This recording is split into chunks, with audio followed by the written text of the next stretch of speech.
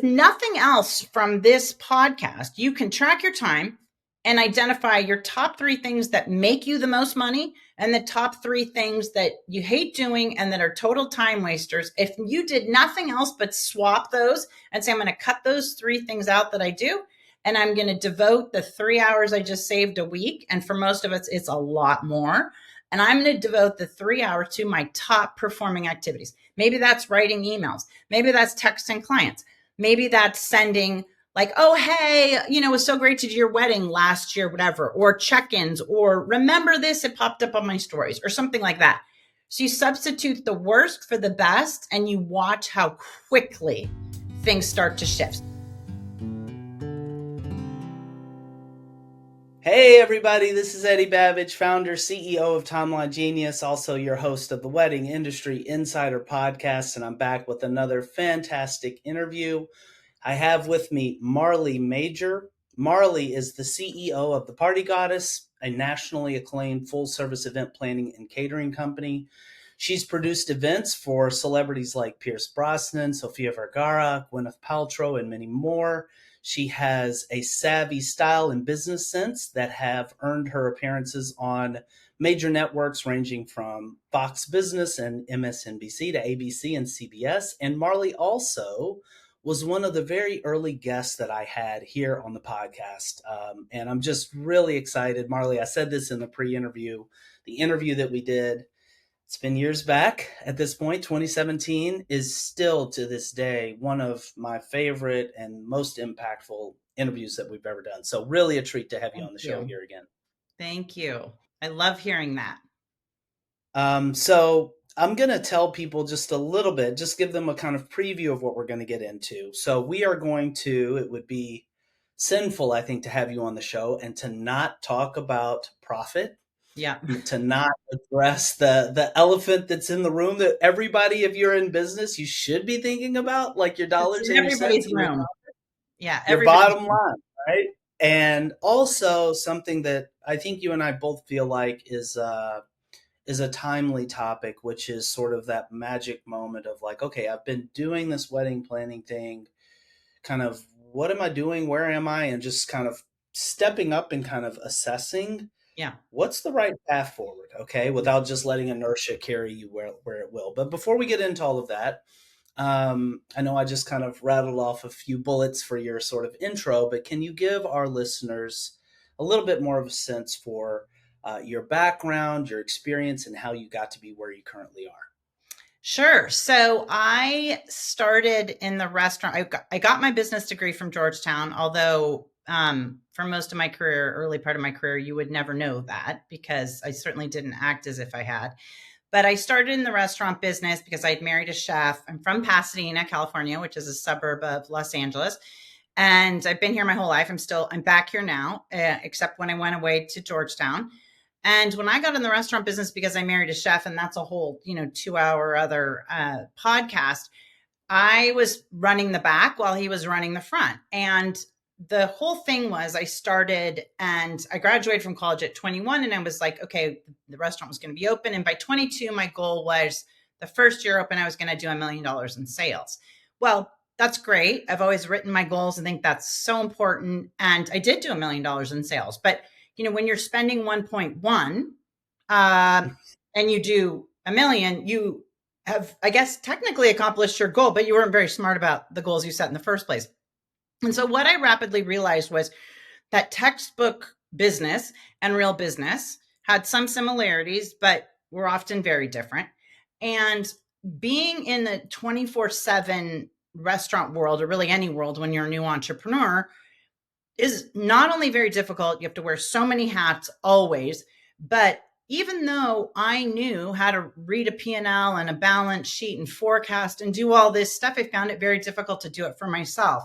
So long story short, after being in the restaurant business for years and having all kinds of things happen, but I was, married to the chef. So I was working with him 24 hours a day. By that point, we had a child. Now the child is, I'm still working 24 hours. So the child is getting raised in front of the cappuccino machine because it's noisy and, the babysitting is free basically. And what I realized after a very bad skiing accident was listen, I am working so much. I'm not making the money I want to be making or should be making. And I have this kind of like, what am I doing moment? Well, long story short, thank God we owned the building. And so my dad was we were constantly getting our, uh, uh, question propositions, whatever, to partner up. And my dad was like, I don't understand why you don't do this, right? Like, you then are partners in the restaurant. You don't have to be there every day, and you can go off and do parties, which is what you love. So we cut that deal. And then in 2000, I went off and rebranded, or I shouldn't say rebranded, but started this new thing called the Party Goddess. Well, in those days, there were still no barriers to entry to the event planning industry. People barely had websites. And at Right. that point, you could just poach everybody's pictures and be like, oh, they're mine, and you must be an amazing event planner. But the thing that I had really learned in the restaurant business, because by then we had taken over a catering company and a banquet operation, et cetera, was that we kind of were doing full service events because we had the venue, we were doing the food, of course, but you're working with the band and you're working with all the, the lighting and the flowers and decor. And that's what I love to do. I love to have kind of the vision of the whole event and have it be organized and have that all be in one spot. And so that's what our unique, our differential advantage for the Party Goddess was, because at that time, only, huge corporations had event planners, or big weddings had event planners, right? It wasn't like the average person could just call somebody up and say, hey, listen, can you do all the aspects in those days? It was like they would hire the florist and they'd hire the caterer and they'd hire, instead of all being under one umbrella. So worked at that. And then guess what? If you don't handle your issues, they come back to bite you. And so my foundational problems were still the same with the Party Goddess. But I didn't have the excuses that I did with the restaurant business. So in the restaurant business, I had 100 employees and I had this and overhead and all that kind of stuff. Well, I didn't have that with the Party Goddess, yet I was still having some of the same problems. And so my dad at that point, we were having dinner, and I was saying, oh, and we're doing this event for the Hollywood Bowl, and we're doing this event for Britney Spears. And his question was just, but are you making any money? Because he was like, I don't really care about all that. No, in fact, no one cares about that. Are you making any money? And at that point, I just realized I knew I wasn't making any money, but I was so well, I shouldn't say I wasn't making any. I was not making what I should have been making. And I just thought, but I have tried so hard. How am I going to get myself out of the spot that I'm in? And so ironically, it was one of our industry conventions, and you would get a free pass if you taught a class. So my thing is, hey, listen, this, expo ticket is expensive. I'm going to teach my class for an hour, go in and out, have my martinis, the rest is paid for. So I did that. But in my class, which is all about pricing, because by then I'd put together my own rinky-dink system of pricing for events. And I based it on basic cost of goods sold models. And I pulled from the real estate industry, from all kinds of industries. But my secret sauce was that I added in my time, because what I realized, along with all of my other friends in the event planning business, was none of us ever had any time. We were always just, quote, so busy. And I was like, God, if everybody's so busy, like, why aren't the bank accounts just totally overflowing? So in order to do this class, I was like, fine, I'll just do it on my little secret sauce. And people kept coming into the classroom, and I was just like, was there a fire? Like, why is everybody coming in this class? So then it was time for questions, and I started, and now it's like standing room only. Now, mind you, I started the story with the many more details that I'm giving you now, which are the true train wreck story. And when people started asking questions, I was like, excuse me, ma'am, were you here at the beginning when I gave the disclaimer about, like, I am the train wreck of train wrecks when it comes to finance, even though I have that background? And what I realized after a few people kept asking me questions, they said, yes, we were here. But they said, but you're the only one answering our questions. And I was like, holy cow. And I realized it made sense, because I didn't have nobody was answering my questions. I just thought it was because I wasn't asking them right, or I wasn't smart enough to understand. And at that point, I really realized everyone is having this problem of how maybe they are making money, but they still want to make more. They want to work less. They're still not sure how to price. They don't know if they're supposed to mark up or if that's illegal or immoral or how to charge. And from that point on, then I ended up writing a book called But Are You Making Any Money? And ironically, the girl who was so lame and allergic and hated numbers so much, now I just like adore it and it's second nature to me. And I spun off the Profit Goddess, where we help other people who are equally challenged. But that's as close to a nutshell as I can give you. I love that, Marley. It's funny because and I remember this the first time we were talking. I love that you're just being frank and open and about your own like issues, things you've had to overcome, and just being there's a book called "You're a Badass at Making Money" by Jen Sincero. Great read. If anybody's listening, go check it out. It's awesome.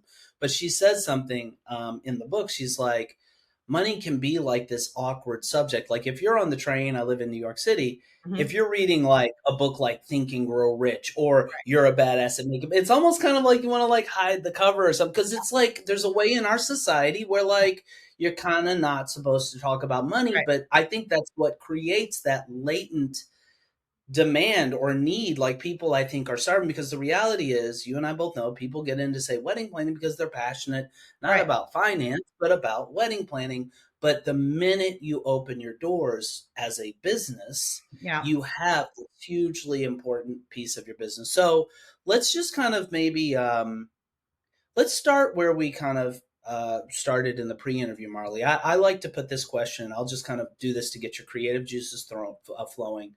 Say I come to you, I'm 3 to 5 years into being a wedding planner, and maybe we have a friend, a mutual friend that Mm-hmm. connected us. Whatever. You're taking time out of what I know is a very busy schedule. You got a lot of balls you're juggling. You take time out of your day to sit down and have lunch with me, and I say, Marley, I don't know where to start here. I love wedding planning. I got into this, but geez, yeah, I'm not making the money I really would love in terms of take Yeah. home pay. I feel like my business is running me rather than the other way around. I need some help. We only have an hour here. Mm-hmm. What would you start talking to me about, asking me about? How would you start trying to minister to me? It's very simple. And I'll ask you one thing, which is, how do you spend your time? Because if I know how you spend your time, you could be deaf and mute, and I could write on a piece of paper, write out how you spend your time. And I can tell you, for the most part, the health of somebody's business based on, if they're the entrepreneur, how they're spending their time. Because what happens is, none of us really track our time. Lawyers do. We all need to take a page out of that book, which is, you start the timer, and it doesn't matter, by the way, if you're working on something for 10 minutes, then the timer starts and the timer stops. Timer starts and the timer stops. And whether you write it on a piece of paper or do it on an app, or just however you want to do it, somebody shows me how they spend their time for a week, and then they get more colorful and tell me what their issues are, I can pinpoint it. Because here's what happens. Not only do we not know where we spend our time, we don't know where it's going, but most importantly, we don't know what are the um, key components, key activities that we do that drive our business forward, right? And we all have them. We all have 3 to 5, maybe. I'd like to keep it to 3 key activities that have a huge return on investment. Okay. So sometimes people say, oh, we're spending too much time on social media. Oh, we're spending too much time over here. Well, maybe and probably, right? But if it depends on what your goals are, right? So maybe I'm spending tons of social media time for 2 months and I'm not getting any business, but I'm ramping up my numbers because I want to do a launch and I want to get paid as an influencer going forward. And it's all going to depend on my numbers. So that's going to make sense, right?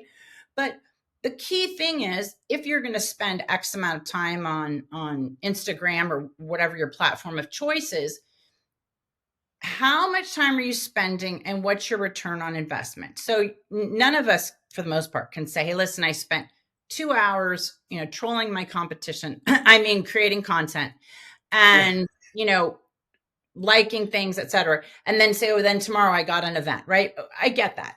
But if you focus on where are you spending your time, and let's say the bulk of it is on this, and then you say to yourself, you'll say social media, and then you say to yourself, okay, it's a reasonable amount of time to expect I could develop a customer or get a relationship going in social media. Let's even say it's 6 months, which it shouldn't be that long, but let's just say it's 6 months.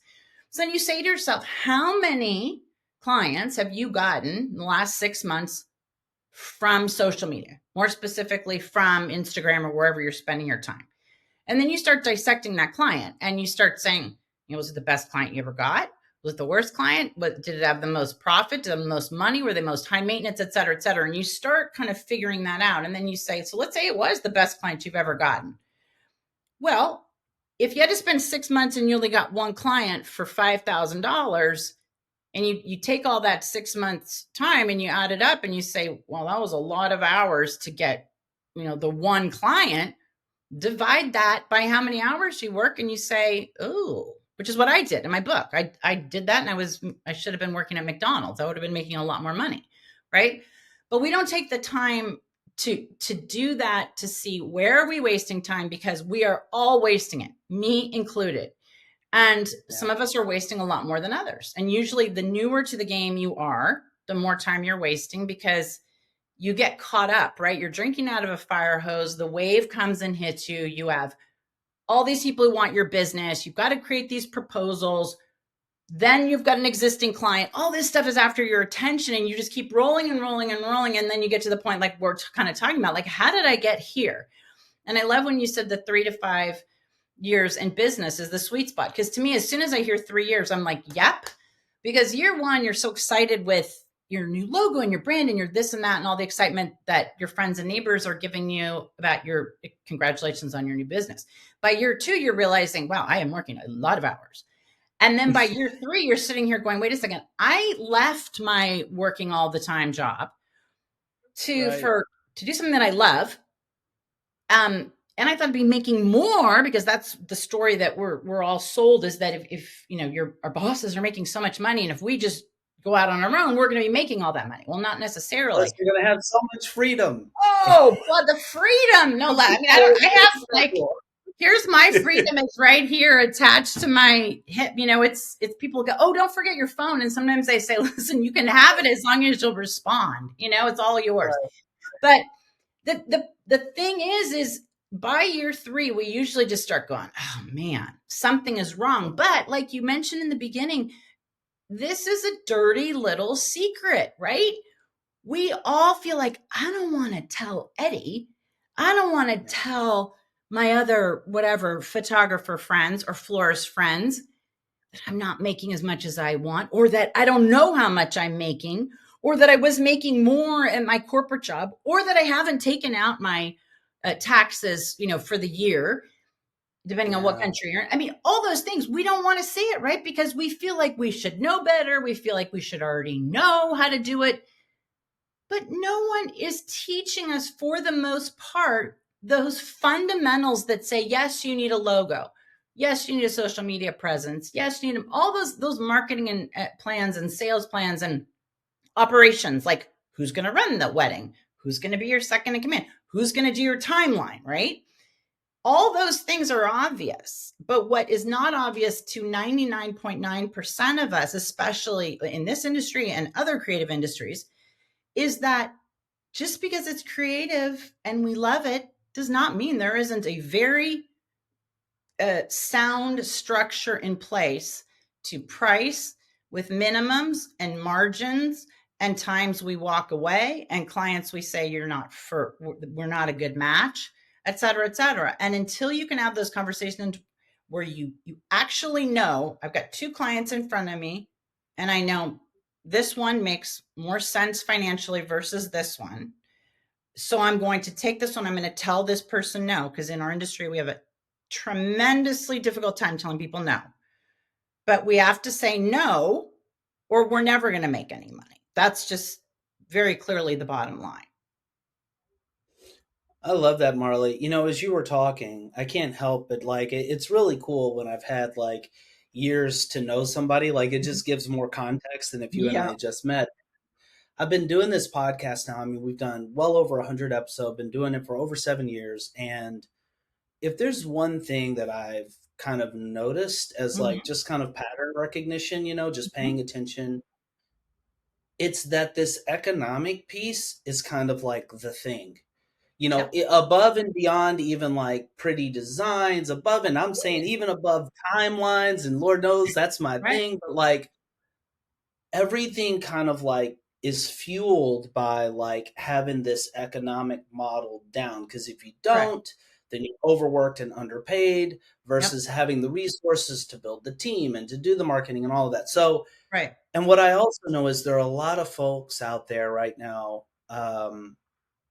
who are really having a tough time. Like I know a number of people that are like, I'm not sure if I'm going to keep doing this, Eddie. Hmm. Like, and it's not because they've lost the passion for wedding planning. Right. They're just like all the things that we're talking about. So, what do we tell these folks, Marley? And I know we only have a limited amount of time, but if somebody's out there and they're like, okay, I'm not making the money I want. I'm willing to sit here and be honest, at least with myself, and Hmm. take inventory right now.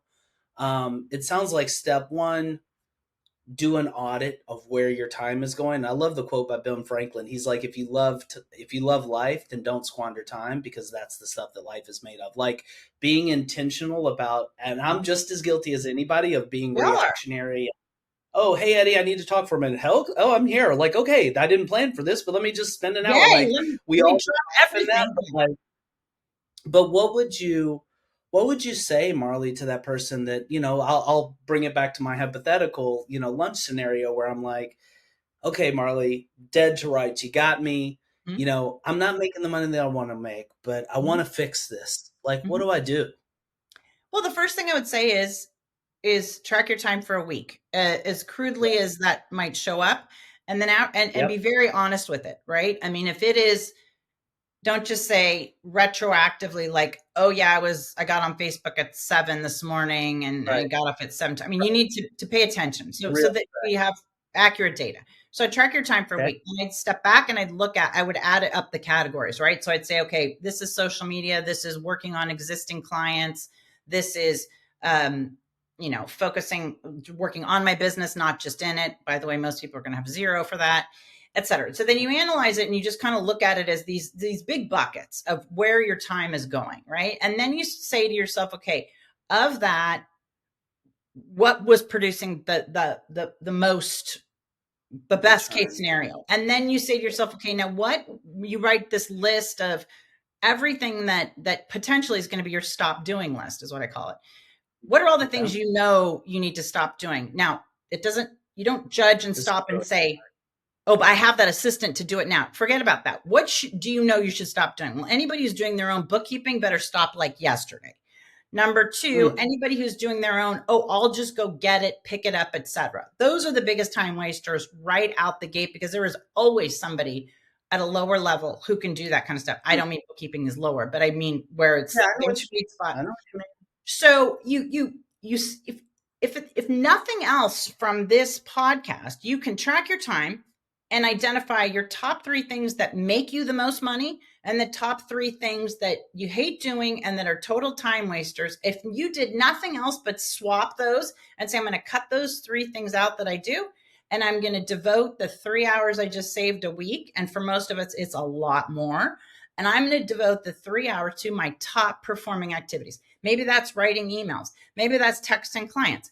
Maybe that's sending like, oh, hey, it was so great to do your wedding last year, whatever, or check-ins, or remember this, it popped up on my stories, or something like that. So you substitute the worst for the best, and you watch how quickly things start to shift. So that's the first kind of and second thing I would say to do.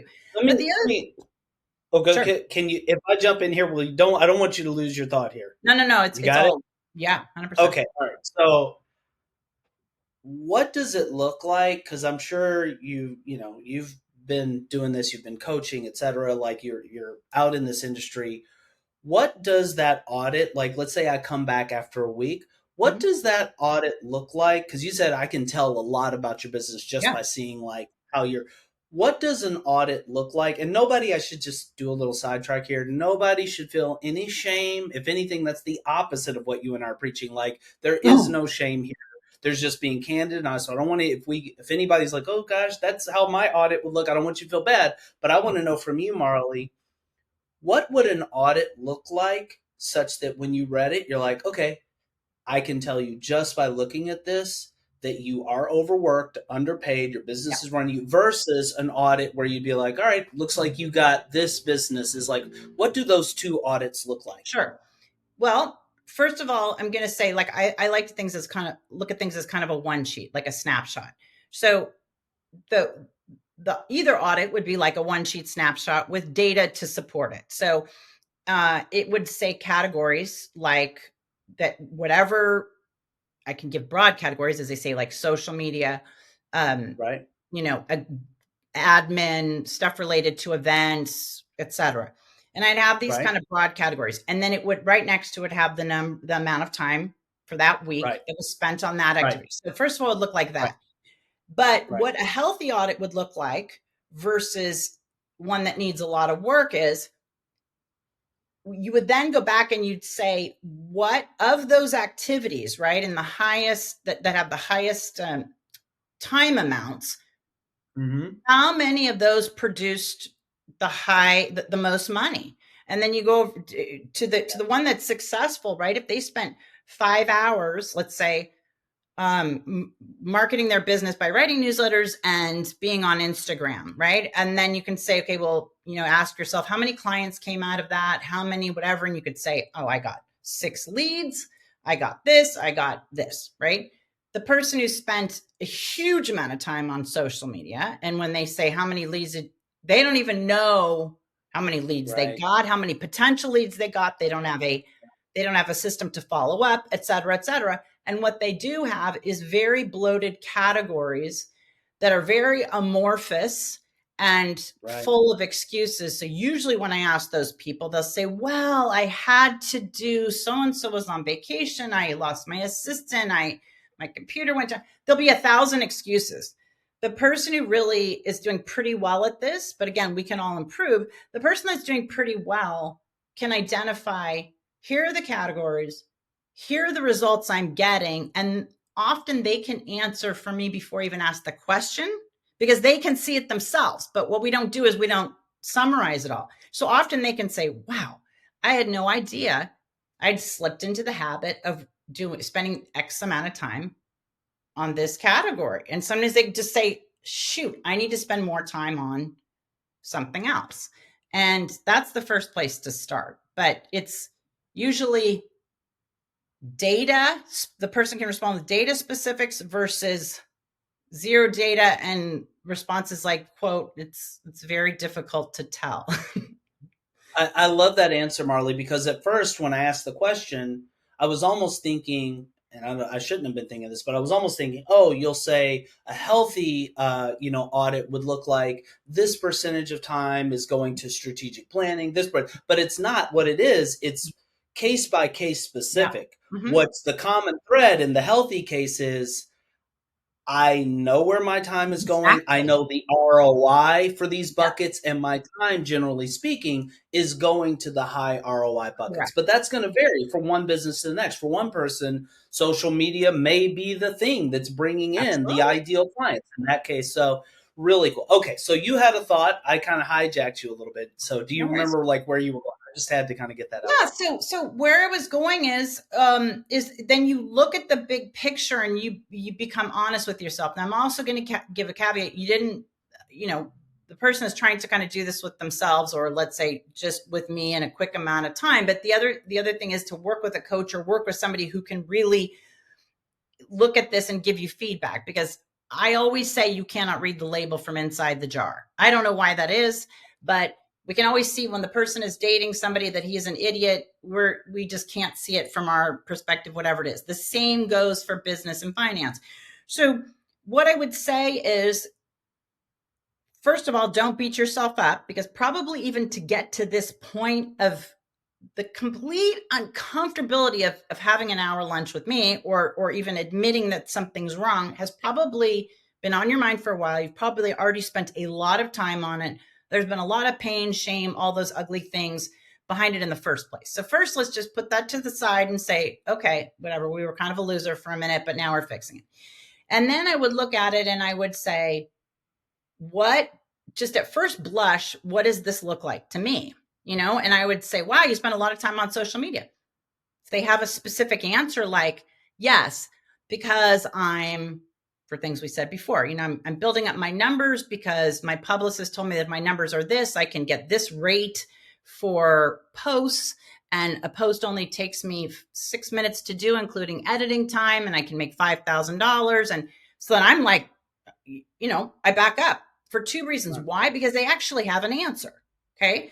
Yeah. Now, if I say, okay, but I notice there's nothing on here about working on your business versus in your business. What's up with that? And usually they don't even know what I mean. And what I do mean by that is we all have to spend a certain amount of time, no matter what.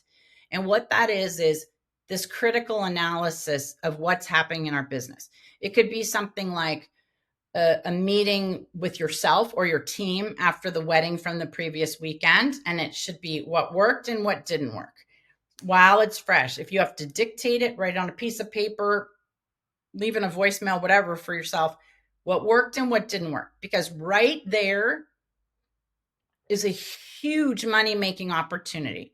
You can say, we should have ordered the food to be there sooner. I should have put in my contract. A lot of times it relates to things that should be in the contract. I should have put that, any excess of amount of time at the event, the rate would be, I don't know, time and a half.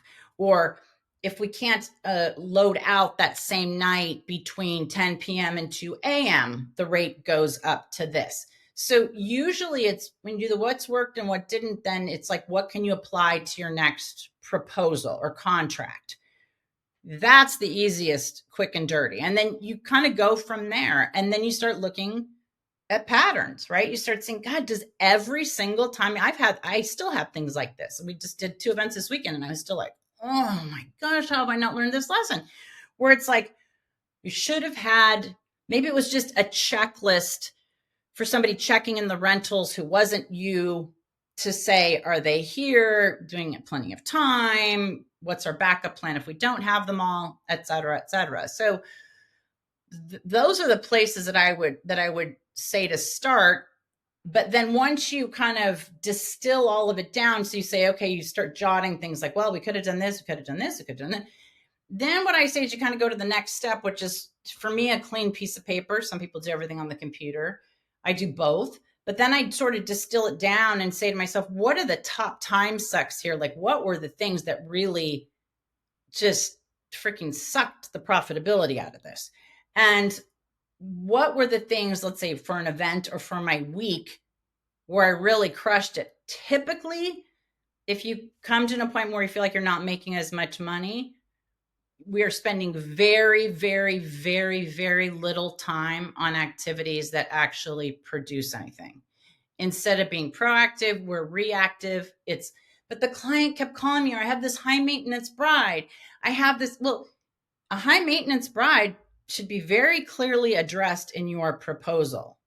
This package or this service includes the following. By the way, it can include everything under the sun. If somebody said to me, listen, I want you available 24 hours a day for 7 days before the wedding, no problem. It has an exorbitant price, but I am 100% available for the right price, right?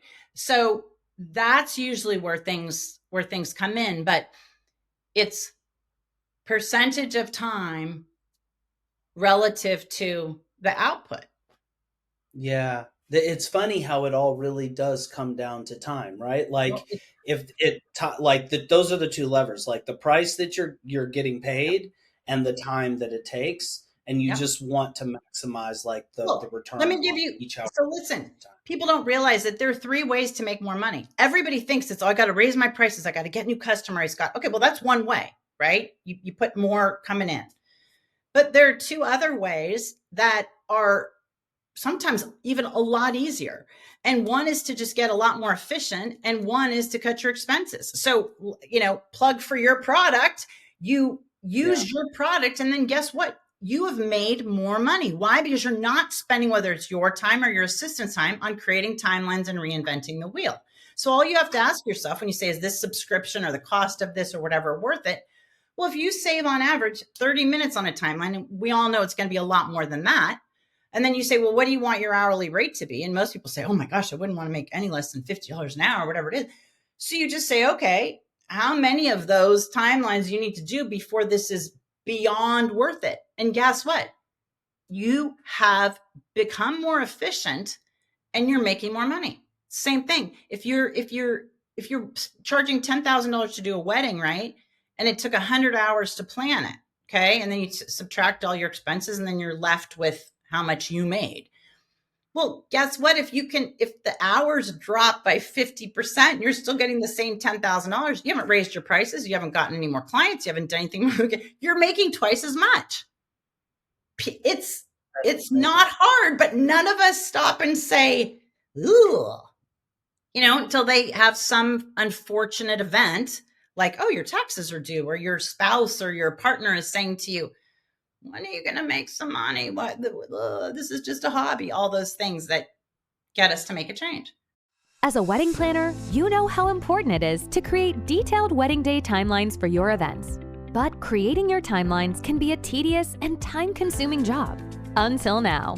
Because Timeline Genius lets you create beautiful, detailed wedding day timelines with ease. And it keeps everything you need on the wedding day in one central place. Here's how it works. First, Timeline Genius saves all your clients, vendors, and venues in your Rolodex, so you don't lose time looking for their information. And when you're ready to create a new timeline, you simply enter the key information for your wedding. Click a button, and voila! Timeline Genius magically gives you a customized timeline for your event, where all the details are laid out and the times are calculated for you. From there, you can easily edit your timeline by adding or deleting items, inserting images, changing font styles, and customizing everything to your liking. You can also instantly shift the times for as many items as you want. And when it comes to your clients and vendors, Timeline Genius lets you give them the highest level of service. You can send them tailored timelines, showing only the items they're involved in. And you can collaborate by inviting them to a mobile-friendly, web-based version of the timeline. You can even set text message reminders to automatically go out on the wedding day. And once you've completed your perfect timeline, you can download it or email it out as a beautifully styled PDF. And that's Timeline Genius, a smart software that will help take your wedding planning to the next level. Start your free trial today. Marley, I have to take this bait because this is like uncanny. It's almost like you've listened to, and I don't think you have, one of the webinars because I do exactly what you just kind of laid. And I usually do a little aside at some point halfway through the interview for Timeline Genius. So I will do this plug now. Mm-hmm. You talked about checklist. That's the big feature that we just unveiled. For years, we've only done the day of timeline and we wanted to nail that. We nailed it. But now we've also unveiled this multi-month sort of the pre-event checklist. So you get all your T's crossed and I's dotted leading up to the Well, event. But also, yeah, go ahead. I was going to say, no, I have not seen that, and no, I didn't realize that the checklist component. But I'll tell you, if you dig into Six Sigma, or anybody who even remotely thinks that what Eddie and I are saying is baloney, is you look at pilots who have flown a gazillion hours or could fly from here to Polynesia and back with their eyes closed. Everybody, they have a checklist, and they know in the airline industry, a lot we can say about that. But if they are not doing their checklists ahead of time, literally, boom, boom, boom, the accident rate goes through the ceiling. Now we can say not only is that a huge financial hit, but most importantly, people are affected. So Right. every successful person with a plan and with a functioning business has a checklist. If for nothing else, you have the checklist. So if you get COVID that weekend, somebody else can pick up the checklist and very clearly see what has been done, what has not been done. And so that even people like me, I don't know how long I've been in this, way too many years to count. I still need the checklist because there's always something I go, shoot, I forgot to load that. Or Right. and then somebody's got to go back and pick it up, or you got to get it FedExed, or anyway. So keep going, but I'm endorsing it. Well, I appreciate that. And the thing that's really uncanny, like, so I was a math guy undergrad, so I still think in numbers, but the exact thing that you just outlined, and this is like, rather than giving my usual sort of spiel for Timeline Genius, and it saves so much stress, helps you look more professional. From a number standpoint, just to keep it on topic here, if you're doing 20 events a year and you add up all the time that you on average spend doing a timeline, start to finish, edits, all of that stuff, let's say you do 10 hours because you're doing, hopefully, your timelines the right way. You're putting all the detail in. Well, that's 200 hours of your time over the course of a year that go into timelines, 20 hours, 20 events, 10 hours each. If you bill, I'll use your number, if you say, oh, my hourly rate should be $50 an hour, that's by the way, we all know it 10,000. should be a lot more. It should. I hope it's more. Let's do. just way put it down and say you don't want to get out of bed for less than $50 an hour. Okay, so now keep going. 50 times 200. That's $10,000 of your time going into timelines. And we know that our system saves on average at least 65% of the time that people are spending on. So that's $6,500 of savings. So I'll just drop the mic there. Like, I think those numbers speak for themselves. But here's the thing, Marley, and I'll kind of segue out of like timeline genius mode and back into this interview. I have noticed that there's like a mindset shift sometimes that's required. Like, somebody can hear that math and just be like, yeah, that's kind of funny money here. Or I think back, I had the same thought, Marley, when you were talking about, okay, identify the low ROI and high ROI activities and start delegating some of these low ROI activities. I don't know about you, but I feel like some people might have that reservation of like, I already don't have enough money. That's the whole problem, Marley. The last thing I want to do is start paying somebody and up my expense to do this. Can you just speak a little bit to that sort of mindset? I sure can. And then I'm going to go back to where you brought it back. I'm going to bring it back to yours and come back to mine.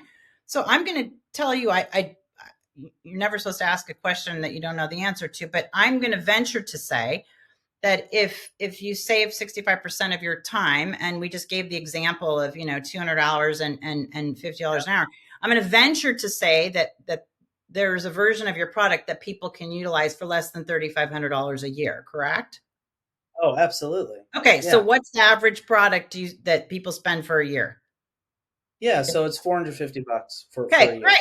Imagine this, $450 versus $3,500, right? So if you say, is it worth it? There's nothing to discuss. I mean, I'm not going to do math necessarily live on the air, but it's basically an 8.5 time return on your investment. If I told you I'm going to give you $100 to put in the stock market and told you were going to get $850 at the end of the year, you'd be it's better, Molly. They're saving $6,500. It saves 65% of the time. So making it more professional, but yeah, it is open and shut mathematics. People still have an emotional, Okay, but and then the other thing you said is sometimes people no. Everyone feels, well, I shouldn't say everyone. There are some, you're right. But the majority of people do not look at the ROI of their time, nor do they look at the true ROI of a product or a service, right? Yeah. If somebody says, oh, they do their own books or they do their own accounting, I'll say, listen, the CPA that you're going to, even if it's $1,500, even if it's $5,000, if the CPA is saving you $10,000 on deductions that we know full well you are not capturing, right? And they're going to charge you $5,000, but they're saving you $10,000, and there's a margin of $5,000. Think, that's just not a $5,000 event you turned on. That's $5,000 of profit. This is a totally different story. But we have to make the mindset shift to, yes, it is black and white. Very simple. And to the point of delegation, well, I'm going to go right back to the checklist. Even if you can't completely delegate a task, you delegate a portion of the task. So you have the checklist. There is always a portion that you can delegate. And by the way, you don't have to delegate it to somebody that's at $150 an hour. You can also delegate it to a teenager. You can delegate it to maybe it's just running errands. Maybe it's just like something that we started doing is instead of using one of our staff to do pickups if the company can't deliver, we send, the whole Uber pickup thing. That's been a game changer for us, right? automatically cut our costs. And by the way, massively limited my liability. We haven't even talked about all those extra kind of bonuses, but that's what you have. That's why I say you got to work on your business a little bit every single week and do that. Could I sub this for this? Do I need the premium subscription of this for this? Could I get by with the free version? Could I, you got it, all those different things, but that only comes in the quiet time that you have blocked off on your calendar to work on your business and your numbers. It does not come when phones are ringing, texts are going, and you're watching TikTok and you're hungry. Just doesn't. I have so many thoughts. I love this chat. I love everything you're saying. It's weird. This is a little tangential, but my wife is also an entrepreneur, and she's been building her successful business doing her thing. At a certain point, maybe a year and a half or so ago, she was getting coaching, which I love that point that you said people should get coaching. Huge. That's, again, investing, right? Like, that will come back to you. Find somebody who's done what you want to do, get their playbook, get their guidance. Anyway, she's in this fairly high ticket coaching program with this lady that had built an 8-figure annual revenue business.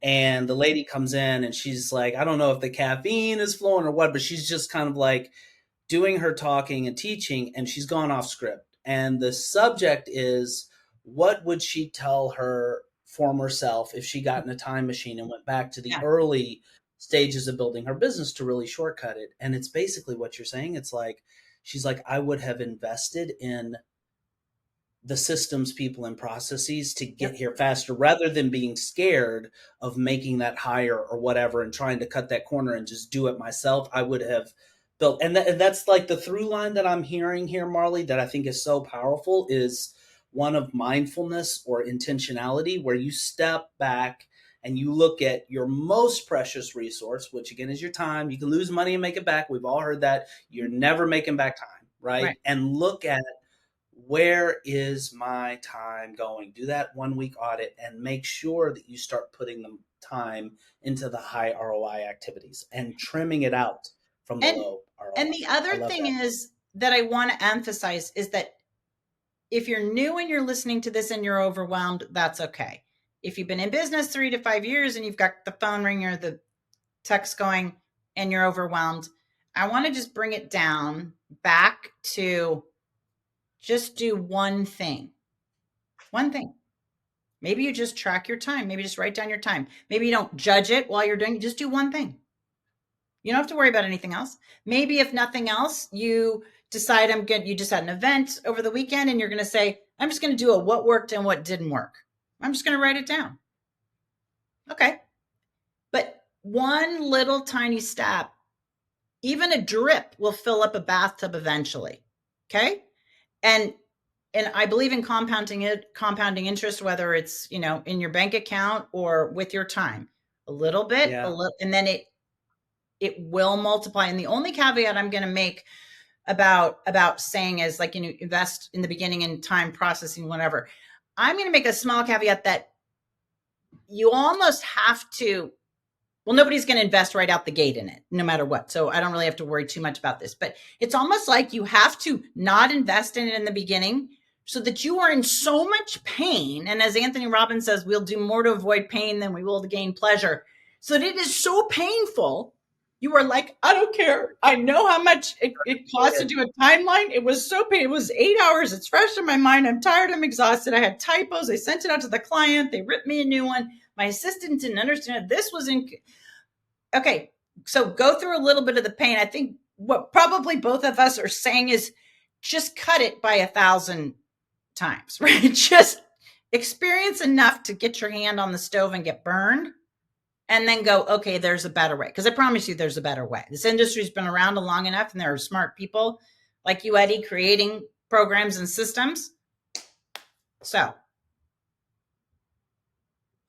I love that, Marley. Yeah, it's funny.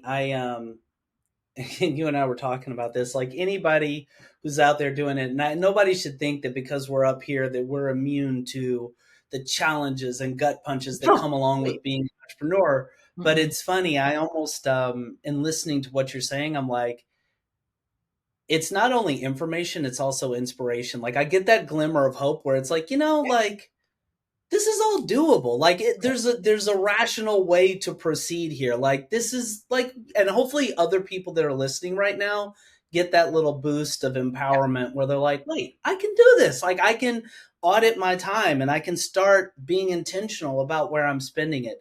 This is a little bit of another tangent here, Marley, because you've had so many years, both academically and in the real world of just like working in business on businesses.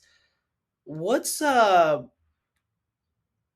don't want to steal the thunder from my last question, but like, what's something that you have just over the years deeply internalized that's been like one of the most powerful things that you've learned in business? I would say, I mean, I'm trying to think of something that's radically different than what I've already said, but maybe I'll just bring it back to that question that is just tattooed on my brain, which is my dad saying to me, "But are you making any money?" And I think if we have that on our post-it, on our computers, our mirrors, so that we're always asking ourselves. Now, I'm not saying don't do a nonprofit event. I'm not saying don't donate your time to things. But what I am saying is you are choosing to donate your time, right? What I want people to say is, but are you making any money? And I think then the follow-up question is, and are you making enough? Because if the answer is yes, I'm making money, and then I don't think I've ever said to somebody, and okay, so, and is it enough? They immediately start, and then what is that you want it to be? And I want to just bring it back and really underscore this piece, because it's what we were talking about, before we got on. There are going to be so many days when you are convinced you are the dumbest, or if not the dumbest, pretty close person. You can't learn it. Why can't you learn your lessons? Why do you still have the same issues? Eddie and I guarantee might have a slightly different version of that, but we're still having those same things, because Elon Musk has it. And he picked the richest person on the planet. There's a process that they could improve, period. So start where you are, and just know, if I could say maybe one other thing, is just start where you are and just start writing it down in a journal. Everything you hate about your business, everything you wish you could do more, everything you wish you could delegate, and then walk away. And if you just do that 20 minutes a day, kind of like the artist's way, you're going to have tremendous results, because A, you're going to get out of your system. You're not going to feel so like disgusted by it. And B, you're actually going to have data that you can say to yourself, okay, I got it. I could improve this, and just take one thing. But most importantly, if you need to have a good cry, have a good cry. But please, whatever you do, don't think, oh, I could, they don't have those issues anymore. I sure do. My issues are just multiplied now, because as you make more money, you spend more money. Most of us do, and just keeps going and going and going. And so then then the stakes are just a lot higher, right? Yeah. 100%. Yeah, no, I had that realization. I'm in a mastermind group. There's another entrepreneur in there, and his business is just like a few steps further down the path. And you just realize, like, there's almost a fallacy that I think can happen in a person's mind of, oh, once I get to here, then like I'm on. No. Like, it's always, if anything, you've just shown the universe you have the capacity now. I mean, imagine what Tim Cook over at Apple must be dealing with. Like, he's not like, I mean, and what used to be a big problem might seem small in retrospect to like what but the challenges, as long as you're in business, they never. Let me ask you a question. We see on TMZ and all these things, we see Jeff Bezos and Lauren Sanchez, and they're on yachts and they're this and that. Do you think for 5 seconds that Jeff Bezos isn't somehow on a conference call or a Zoom call at some point in that Caribbean thing where he's going, God, why did they? Do you think he's sitting there saying, it is so good to be me. Life is perfect. I don't know him. I'm going to 99% tell you that is not the case. He's going, God bless it. Oh, why are they on vacation again? And they didn't do That's just how it is. No matter what you see, it's all a facade. It is all, no matter what you see and what story you've told yourself, it's not 100% accurate. So take it for what it is. I'm not saying people are lying. I'm just saying whatever story we're telling us that they've got it so much better. No, they do not. Like if I gave somebody 20 minutes on what I've gone through in the last week with my businesses, they would projectile vomit and be like, I surrender, you win. Okay. I'm not even exaggerating. It just, that is how it goes. So accept you're going to have failure upon failure upon failure. And the only thing that's going to get your eyes peeking out of the top of the ground, like, the hedgehog or whatever it is on Groundhog Day, is one win significant enough to just say, okay, it's like childbirth. Everybody, while you're going through, I say, I'm never going to have another freaking kid. Then I have 3 kids later. Because you forget enough. So use those wins, forget enough, and learn from them. So you say, okay, that's the piece I'm not going to do again, and go to the next. Yeah, I heard Kevin Hart. I really like that guy. I mean, we're all complex. I know he's, made jokes about like his wrongdoings and flaws, but like there's something really just kind of inspiring about his story, where he came from and where he is today. And he said, at some point that he just kind of embraced this notion that like life is kind of a grind, and not in a dismal sort of, geez, I mean, life is also beautiful, but like, I mean, even if, there's no amount of money that you could put in my bank account where I'd just go sit on I might do it for a little while, but where I would just like be like, okay, well now I'm just going to relax every day, because we actually know, as good as that sounds, it's not fulfilling. No. Like, day 25 on the beach is not like we as human beings, we're hardwired for challenge, and that's where we grow. So I just, I definitely want people to kind of have that hopeful note, but not beat yourself up, if like, you've already done enough of that. You had to, or you wouldn't be listening to this podcast, because anybody who's on the beach and happy on day 25 is not picking up the Eddie Babbage podcast with Marley Majcher to say, they're just not, they're completely disinterested. They're having another pina colada and they're anorexic and they're so skinny, and then they eat cheeseburgers all day, right? Like, a life I dream about. But the point is, so those people aren't listening. So for the ones of you who are listening, who are going, God, I freaking had a shitty week, we all have them. And if you think somebody doesn't, you don't know them well enough, or they are lying. It is one of two things, period. 100%. There's nobody that I've talked to in this industry that I've gotten to know well, no matter what their state is, that like when they're just really kind of keeping it real, they're like, it's bigger issues, and you grow as a result. But I think we already spoke to this, Marley, but the question that I always close on, and feel free to kind of, harken back to something you've already said. If you could leave people here with one piece of advice, just based on all your years of personal and professional, like what would your one sort of succinct piece of advice be for people? There is always a way back. Always. Now, might not be an easy climb, but no matter, I don't care if you just went bankrupt. I don't care if you're about to go bankrupt. I don't care if you were just on People Magazine's app about worst wedding planner of the year. There is always a way back. So have your good cry, your good workout, your good whatever you need to do. Beat yourself up, write it down, burn it in whatever you need to do to say, okay, I'm useless. And then say, what do I want? What do I need to get there? And am I willing to do it? And then you just start and you put one foot in front of the other. And it's a grind for all of us, but there can be joy in the grind, right? It's satisfying, but there is always a way back. So no matter what, if you're on the right side of the grass, you've got options. So just keep trying to figure one little tiny piece out, and you will get there. I'm proof in the pudding. I mean, I've had so many, people talk about hitting rock bottom. I'm like, my bottom has not been, the bottom of, Los Angeles or wherever. I mean, my rock bottom is the bottom of the sea floor with the lowest, where the divers can find the pure black and you can find sharks you never knew existed. So if you want to talk about lows, I'm an Olympian with lows. The only difference is, as you see, my glimmer has always been the one thing that's gotten me like, okay, I'm going to try just one more minute. And sometimes it is literally, can you do one more minute? Can you do 5 more minutes?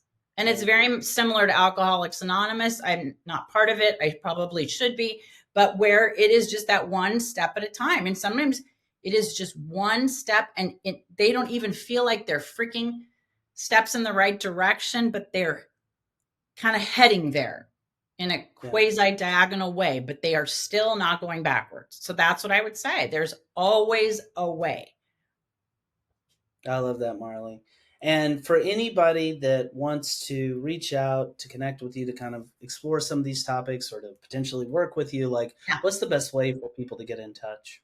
Well, I love if they go to Instagram at The Party Goddess, 2 D's, 2 S's. And then I would love if they go to Amazon and get the book, But Are You Making Any Money?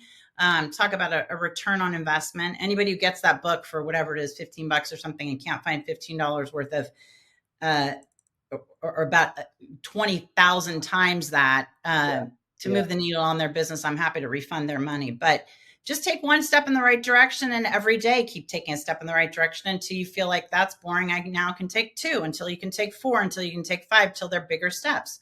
And it will start to turn, but you've got to keep your eye focused on what you want, not on what you don't want. What is it that you want? Do you want 100,000 in your bank account, free and clear after taxes, after whatever that is? Put that in front of you, and that is where you spend your time. I love that, Marley. Well, just a heartfelt thank you on behalf of our Timeline Genius community and all of our Wedding Industry Insider listeners for taking time to share your wisdom. And just really, I just, had all the feels knowing that you were coming back on the show, and just been a privilege and pleasure talking to you and knowing you. For me, who loves very smart people and knowing that I think you've got Duke and Harvard, I will just want to say, hey, listen, could you maybe just write that on a note so I can just show my kids? I will, Miss Georgetown. Somebody who's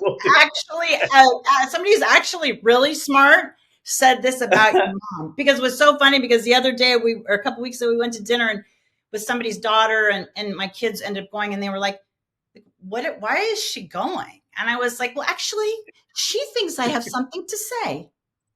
And she sees this as a hard dinner appointment to get. Well, you two yo-yos. And they were genuinely shocked. So thank you. Don't get me started on the kid thing. I'm totally there. I have a 6-year-old and a 10-year-old. And well, it gets worse. Let me just tell you, it only gets worse. But then I can have another podcast with you, and I'm sure I'll have all kinds of advice. That's right. Anyway, thank you for doing this, though. People don't realize how much time goes into podcasts, and how much blood, sweat, and tears, and organization, and backstory, and promoting it, and everything else. So thank you for doing what you're doing, and especially on behalf of people who don't even realize yet, but will one day. This is such valuable information. So thank you. Yeah, my pleasure. And thanks back to you. Thanks, Marley. Thank you.